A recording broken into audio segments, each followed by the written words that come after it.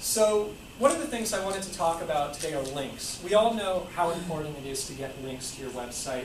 As you know, kind of on a highly competitive term, like let's say we're going after just the core term in your vertical, links are probably going to account for 70% of the weight of Google's kind of, Google's going to look at your on page, it'll probably count for maybe 30%. Links are going to be like 70%. When you get to more tail traffic, it's going to be mostly kind of on page and links don't matter as much. When you're going after and trying to build a really big business, it's definitely important to have links. And links both to your kind of root homepage, but also deep pages within your website. And I'm going to go through just a few quick wins that you might not know about. One of them that's really interesting is this idea of the top commentators. There are a lot of blogs out there, including my own, that have this top commentators section. And you can kind of see it right here. And why would someone do this, or what even is this? Basically, what the top commentators shows is it shows all the people who are commenting on this website, which happens to be johnchow.com, and it lists the number of comments they've made next to it. And this is like a rolling. I think it's like a rolling 2 or 3 weeks. So this now will actually, if no one added any more comments, a few days from now, as the first day in the period started disappearing, these numbers would go down. So I guess what I'm trying to say is it's a routine effort. It's something that it's something that you have to keep investing time and persistence in. But basically, what's interesting about this is if you can get on the top commentators of some of these high-profile blogs that are in your vertical, you will get a link from them. This is a real link. It does not have no follow on it. Some blogs that maybe they put no follow, so you'll want to look for that. But this on John Chow is just one example. My own site, another example. These people, all these 10 people here, who are the top commentators, and the barriers to entry are pretty big. Like in a 2-3 week period, the bottom guy has to comment at least 29 times. I think I'm on here. I commented 36 times. But I'm getting a link from a PageRank 6 website on this person's homepage. And not only the homepage, this top commentators widget shows up on every single page of this entire blog. And John Chow is one of the most prolific bloggers on the internet. His site has thousands and thousands of pages. When I go to just the Yahoo Site Explorer and I look at my site and I look at the inlinks, there's 7,200 plus. A lot of these are from John Chow because as Yahoo and Google spider his site, they'll see that every single page I've got links from him. So I made it a pretty routine habit of going out there and trying to add informative comments to other websites that are in my vertical that offer top commentators. Yes? Does it mean that as a company you want to hire maybe high school students yes. and ask them to comment? Absolutely. That would be ideal if you're able to outsource it because it can become a lot of work.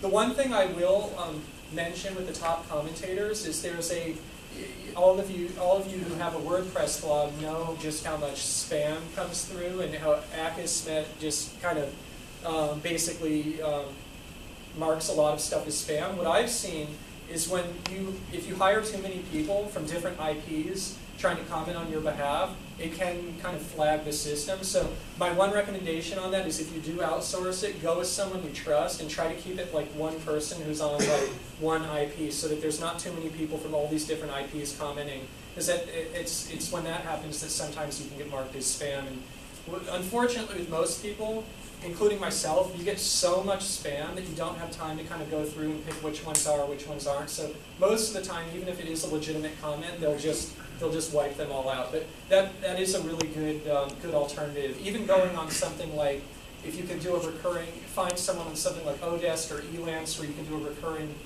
job with these people and have them do the commenting on your behalf.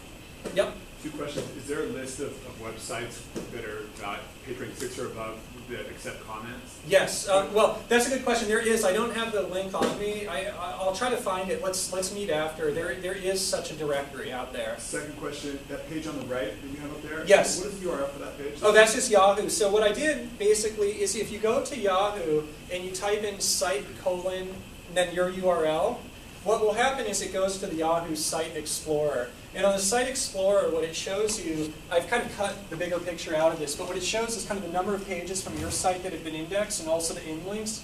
You can click the inlinks and just go through them to see. And it's a good proxy. Over time, you want to see the number of inbound links going up.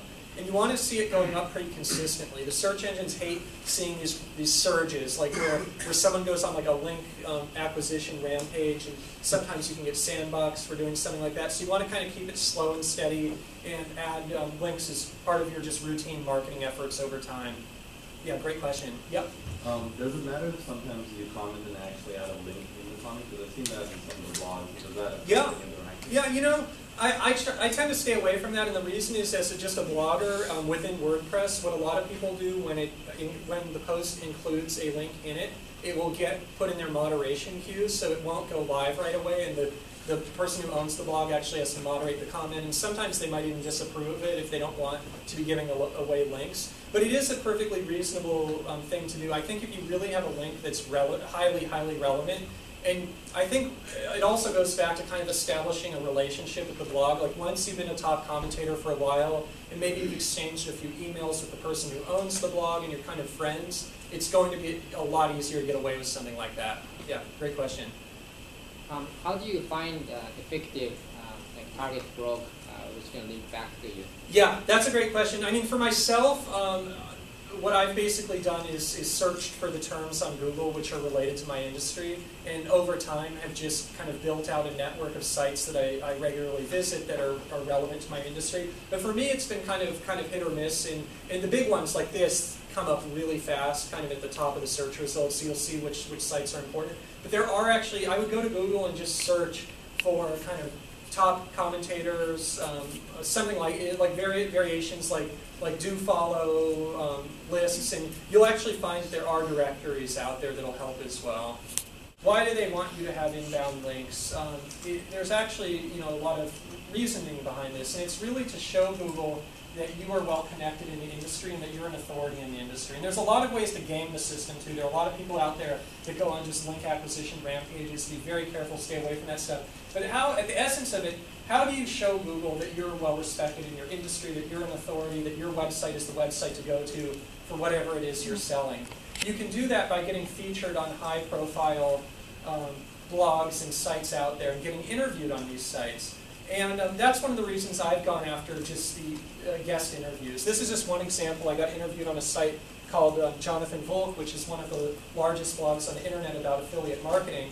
And basically, by getting interviewed, not only will you get links to your site, you can see kind of right here's a link, and there are a few more throughout the article, but also you'll just start getting you'll start getting valued traffic. Like what I've found is when someone reads these interviews and they like what you're saying, they'll actually come to your blog. They'll start downloading your ebook, your white papers. They'll like you on Facebook. You'll get more comments. This is a great way just to drive users who are engaged.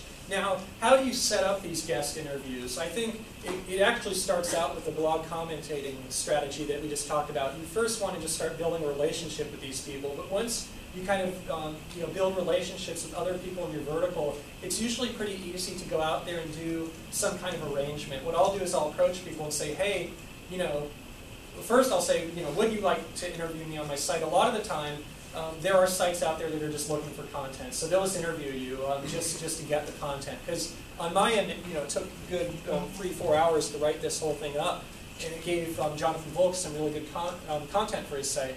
What a lot of other instances, what's happened is you can do a reciprocal exchange. So I've had some interviews recently where I've interviewed someone on my site and they interview me on their site. So you can kind of spread them out over time too, so they don't both happen at the same time. But really important strategy in my opinion. I try to do usually about one of these a month. Yeah. So this one, we kind of talked about this last time, so I don't want to spend a lot of time on it. But basically, the kind of PR web example, and basically the whole idea here is by having PR as part of your online marketing efforts, it can help SEO. And PR web is one of the best vehicles to do this. Basically on PR web, they offer this press release option that's called SEO optimized. When you buy that package, for every 100 words, I think, they allow you to put a link. a keyword-rich link. And I don't have any links on here because this is the top of the press release. But what you can do is link words like online marketing, pay-per-click careers, all the words that I'm targeting on Google, and link it back to my site. And I can link to the home page or deep pages within the site. I would recommend kind of a combination of the two.